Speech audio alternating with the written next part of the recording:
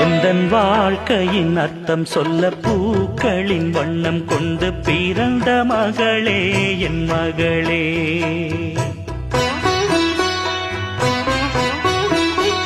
நான் வாழ்ந்தது கொஞ்சம் அந்த வாசத்தில் வந்துதித்து உயிரில் கலந்தா என் உயிரே.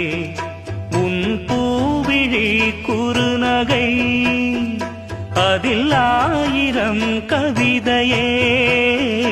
எந்தன் வாழ்க்கையின் அர்த்தம் சொல்ல பூக்களின் வண்ணம் கொண்டு பிறந்த மகளே என் மகளே.